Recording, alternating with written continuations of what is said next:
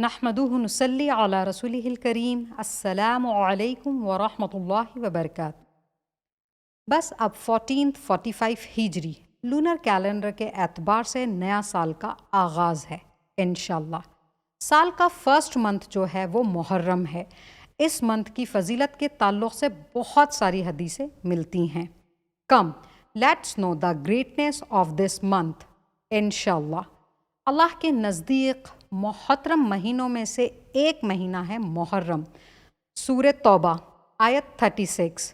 بے شک مہینوں کی تعداد اللہ کے یہاں اس کی کتاب میں 12 ہے، اسی دن سے جب سے اللہ نے زمین اور آسمان کو پیدا فرمایا، تبھی سے ان مہینوں کی تعداد جو ہے وہ 12 رکھی ہے، اور ان 12 منتھس میں سے 4 منتھس حرمت والے ہیں۔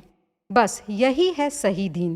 بس ان مہینوں میں اپنے اوپر ظلم نہ کرو۔ ان مہینوں میں قتال کرنا بھی حرام ہے، منع ہے۔ ہاں، اگر کوئی تم سے آگے ہو کر کرے تب تمہیں اجازت ہے۔ صحیح بخاری 4406۔ اللہ کے رسول صلی اللہ علیہ وآلہ وسلم نے فرمایا، زمانہ اپنی اصل حالت پر گھوم گھما کر آ چکا ہے، اسی دن کی طرح جب سے اللہ نے زمین و آسمان کو پیدا فرمایا تھا۔ سال کے 12 مہینے ہیں، 4 مہینے حرمت والے ہیں، 3 لگاتار آتے ہیں، ذی القعدہ، ذی الحجہ اور محرم۔ مطلب 2 سال کے آخر میں آتے ہیں 2 مہینے 11 اور 12، اور 1 سال کا پہلا مہینہ ہے۔ یہ ایک کے بعد ایک آتے ہیں، اور چوتھا جو مہینہ ہے رجب، یہ جمادی الثانی اور شعبان کے درمیان ہے۔ یہ 4 مہینے حرمت والے ہیں۔ قمری اعتبار سے قمری اور شمسی دونوں ہی مہینے اللہ کے ہیں۔ ایک لونر کیلنڈر قمری جو چاند کے اعتبار سے ہے، جس سے ہم اپنے روزے معلوم کرتے ہیں، چاند کے اعتبار سے ہم اپنے روزے رکھتے ہیں، اور ایک سولر کیلنڈر ہے شمسی جو سورج کے اعتبار سے ہے۔ ہماری نمازوں کا وقت ہم سورج کے اعتبار سے ہی دیکھتے ہیں، معلوم کرتے ہیں۔ تو دونوں ہی مہینے اور سبھی کچھ اللہ ہی کا بنایا ہوا ہے، الحمدللہ۔ دیکھیں، یہ مہینہ محرم کا اللہ کے رسول صلی اللہ علیہ وسلم کے وقت سال کا پہلا مہینہ نہیں تھا اس دور میں، اور نہ ہی حضرت عمر کے دور میں تھا، لیکن مہینوں کی تعداد شروع سے 12 ہی ہے۔ جب ہجری کیلنڈر کی شروعات ہوئی، یہ حضرت عمر کے دور میں حضرت علی رضی اللہ تعالیٰ عنہ کی ایڈوائس پر ہجرت کو بینچ مارک مان کر جو لونر کیلنڈر ہے اسے ہجری کیلنڈر مانا گیا۔ لونر کیلنڈر اور سولر کیلنڈر یہ دونوں ہی اسلام سے پہلے کے کیلنڈرز ہیں۔ یہ حضرت علی کے مشورے سے ہجرت کو بینچ مارک مان کر ہجری کیلنڈر کی شروعات کی گئی۔ اس وقت تک اس کیلنڈر میں پہلا مہینہ کون سا ہوگا یہ ڈیسائیڈ نہیں ہوا تھا، نہ آپ صلی اللہ علیہ وسلم کے دور میں اور نہ ہی حضرت عمر رضی اللہ تعالیٰ عنہ کے دور میں۔ یہ پہلا مہینہ ہجری کیلنڈر میں ہو محرم، یہ حضرت عثمان رضی اللہ تعالیٰ عنہ کے وقت ہوا۔ ان کا یہ مشورہ تھا کہ سال کی شروعات محرم کے مہینے سے ہو۔ یہ پورا ایک راؤنڈ کیلنڈر چل رہا تھا، سال کی شروعات اور سال کا آخر سمجھ میں نہیں آ رہا تھا۔ پھر حضرت عثمان نے کچھ صحابہ سے مشورہ کیا، اور اس کی وجہ یہ بنی۔ صحیح مسلم کی حدیث دیکھتے ہیں 1163۔ نبی صلی اللہ علیہ وآلہ وسلم نے فرمایا، رمضان کے روزے کے بعد سب سے افضل روزے اللہ تعالیٰ کو اللہ کے مہینے کے روزے ہیں، اور اللہ کا مہینہ ہے محرم، اور اللہ کو فرض نمازوں کے بعد سب سے افضل نماز جو ہے وہ رات کی نماز ہے، تہجد کی نماز، نفل نماز۔ دیکھیں، یہ پوری حدیث ہے۔ لیکن رمضان مہینہ سبھی کا ہے، ٹھیک ہے، لیکن اس مہینے کو اللہ نے محرم کو اپنے ساتھ خاص بتایا، اسی وجہ سے حضرت عمر نے اس مہینے محرم کو چنا۔ لونر کیلنڈر جو چاند کا کیلنڈر ہے اس کا پہلا مہینہ محرم بنا۔ محرم پہلا مہینہ کیسے بنا ہجری کیلنڈر کا، یہ اس کی ہسٹری ہے۔ By the way, all the calendars are made by اللہ، بی اٹ سولر کیلنڈر اور لونر کیلنڈر۔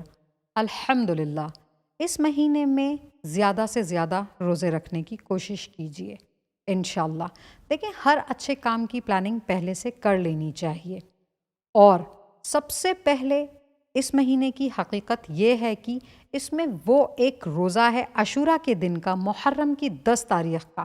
اس دن کے تعلق سے بہت ساری حدیثیں ملتی ہیں۔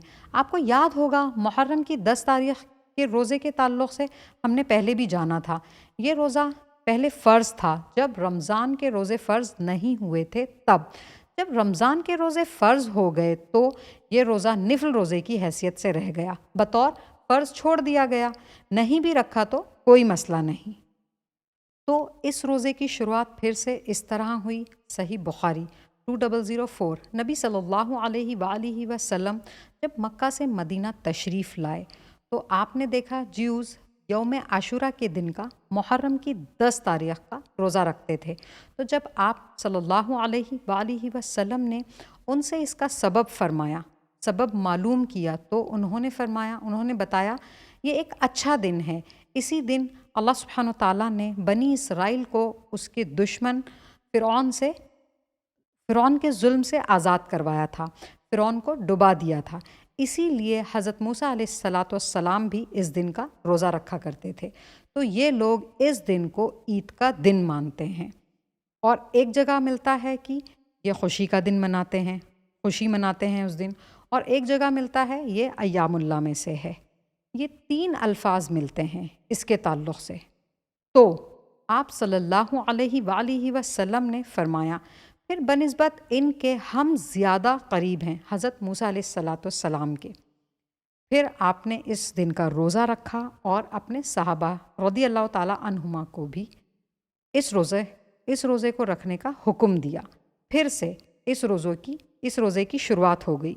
صحیح مسلم 1134، جب آپ نے اس روزے کو رکھنے کا حکم دیا تو صحابہ نے کہا اللہ کے رسول، یہ وہ دن ہے جس کی یہود اور نصارہ تعظیم کرتے ہیں، تو آپ تو ہمیں ان کی مخالفت کا حکم دیتے ہیں، یہ روزہ تو یہود اور نصارہ کی پیروی ہو جائے گی۔ تو اس پر اللہ کے رسول صلی اللہ علیہ وآلہ وسلم نے فرمایا جب آئندہ سال ہوگا تو اگر اللہ نے چاہا تو ہم 9 تاریخ کا بھی روزہ رکھیں گے 10 تاریخ کے ساتھ۔ اس کے بعد جب آئندہ سال آیا تو آپ صلی اللہ علیہ وآلہ وسلم وفات پا چکے تھے، اسی وجہ سے یہ 2 روزے رکھے جاتے ہیں یہود اور نصارہ کی مخالفت میں، 9 تاریخ کا اور 10 تاریخ کا۔ اگر کوئی 9 تاریخ کا روزہ نہ رکھ پائے تو وہ 10 تاریخ کے ساتھ 11 کا رکھ لے، تاکہ یہ ایک روزہ نہ ہو، 2 روزے ہو جائیں یہود اور نصارہ کی مخالفت میں۔ جوز آج بھی اس روزے کو رکھتے ہیں، لیکن انہوں نے یہ منتھ بدل دیا ہے، چینج کر دیا ہے۔ In the Jewish calendar, the name of this month is تسری، اور جس دن جوز روزہ رکھتے ہیں وہ جوئش کیلنڈر کا 7 منتھ ہے، اور وہ اس مہینے کی 10 تاریخ کو روزہ رکھتے ہیں، اور وہ اس دن کو یوم کپور کہتے ہیں۔ جی، وہ لوگ روزہ آج بھی رکھتے ہیں، لیکن اس منتھ کو انہوں نے چینج کر دیا ہے، بدل دیا ہے۔ دیکھیں، یوم عاشورہ کا جو روزہ ہے، اس روزے کی بڑی فضیلت ملتی ہے۔ یہ روزہ رمضان کے روزے کے بعد سب سے افضل نفل روزہ ہے۔ یہ ایک روزہ یوم عاشورہ کا پچھلے 1 سال کے گناہوں کا کفارہ ہے، پچھلے 1 سال کے صغیرہ گناہوں کو معاف کروا دیتا ہے الحمدللہ، اور جو عرفہ کا 1 روزہ ہے وہ 2 سالوں کے گناہوں کا کفارہ ہے۔ بیسیکلی یہ پورے سال میں صرف 2 روزے ہیں جو 3 سالوں کے گناہوں کا کفارہ بن جاتے ہیں، ایک روزہ جو ابھی گیا اور ایک ابھی محرم کی 10 تاریخ کو ملنے والا ہے انشاءاللہ۔ ان روزوں کو رکھنے کا بھی اپنی زندگی میں اہتمام کیجیے انشاءاللہ۔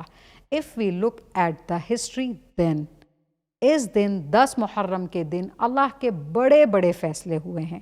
10 محرم کو حضرت آدم علیہ السلام کو حضرت حوا علیہ السلام سے ملاقات کروائی گئی، اور حضرت ابراہیم علیہ السلام کو آگ سے اسی دن بچا لیا گیا، وہ بھی 10 محرم کا ہی دن تھا، اور 10 محرم کو ہی حضرت یونس علیہ السلام کو مچھلی کے پیٹ سے نجات ملی تھی۔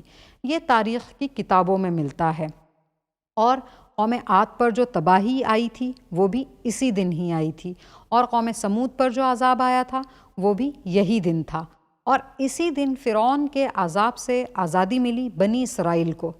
یہ دن ایام اللہ میں سے ہے، اسی دن اللہ کے بڑے بڑے فیصلے ہوئے ہیں، اور بھی بہت ساری چیزیں ملتی ہیں اس دن 10 محرم یوم عاشورہ کے تعلق سے۔ وآخر دعوانا ان الحمد للہ رب العالمین۔